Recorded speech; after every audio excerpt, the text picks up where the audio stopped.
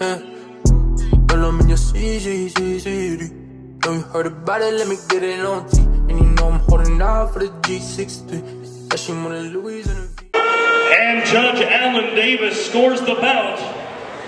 38-38, we have a majority draw in our opening bout of the evening.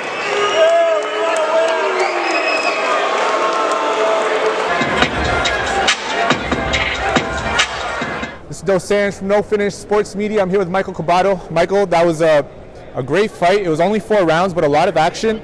How would you describe your overall performance? I mean, I could have done a lot more better. I could have used the jab a lot more, but when I was popping out the jab, I was snapping his head back, letting my combinations go, and almost took him out in the 4th round. And the 3rd round too as well. I was hurting him with big shots. So if there was more rounds, then I definitely would have took him out of there, but I can't complain with the decision. Other people would say otherwise, but that's boxing for you.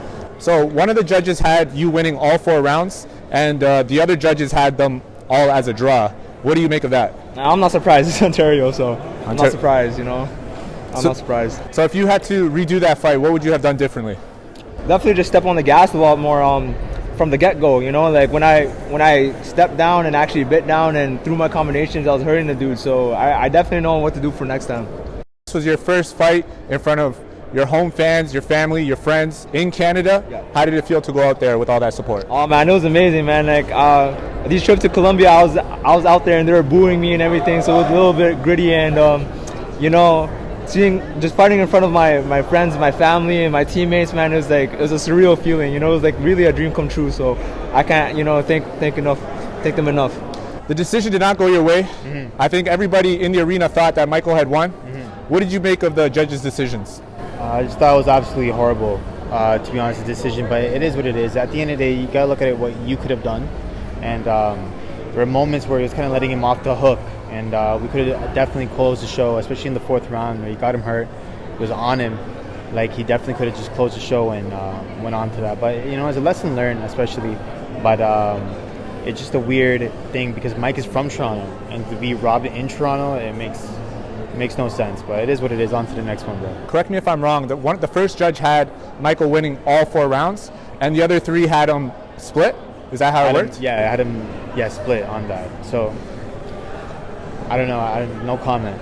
You were the loudest person, I think, in that entire arena. You told him to stick to his jab. How do you think Michael's performance was in terms of what he did well in that fight? I think he honestly did genuinely well. His counters were doing beautiful. He was landing clean shots, clean body shots, especially that left hand to the body, left hook was landing beautifully. Mm-hmm. It's hard to see where the judges could see that he was, getting off shots or whatever he was getting it. But it is what it is, man. That's the fight game, bro.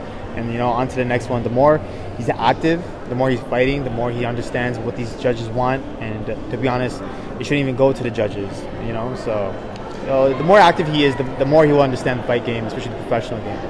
So as his manager, this was a 4-round fight. Do you think going forward you might look for maybe a 6-round or 8-round, or do you think he stay at this 4-round? I think at the moment he belongs at the 4-rounder right now. I think he will rack in a couple more wins, definitely, and we'll sit down with the promotional team and his team and everybody else, and we'll figure out what's the next move for Mike. But definitely, right now for the 4-rounders, we're gonna figure out the situation with the commission because we're planning on repealing it. And we're planning on actually, seeing what the commission can do, and we're planning on talking to him about it. So we'll see what happens with that. But on to the next one, man. I just want to get him absolutely active.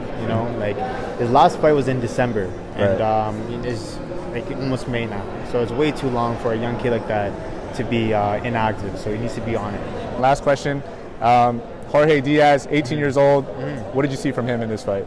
I mean, the kid came, right? The kid came to fight. It was nothing that we didn't know about. You know what I mean? The kid was obviously taller than Mike. It was a step up for Mike at the end of the day. But, I mean, if you're looking at our perspective, the kid didn't really offer much other than straight shots that were landing on the gloves, right?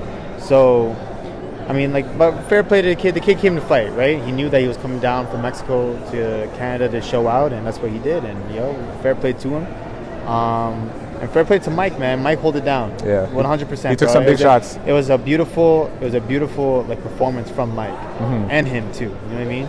But I definitely feel like we took the game, we took the fight, and but it is what it is, and on to the next one, bro. All right. Well, thank you so much for this interview. Thank you, brother. I appreciate you. And Thank all the you. best. And thank you for coming along, because you've been there for the entire camp, the entire training process, and even at the fights, man. Respect to you, and keep coming through, bro. 100%. Thank you. Right. No finish, baby.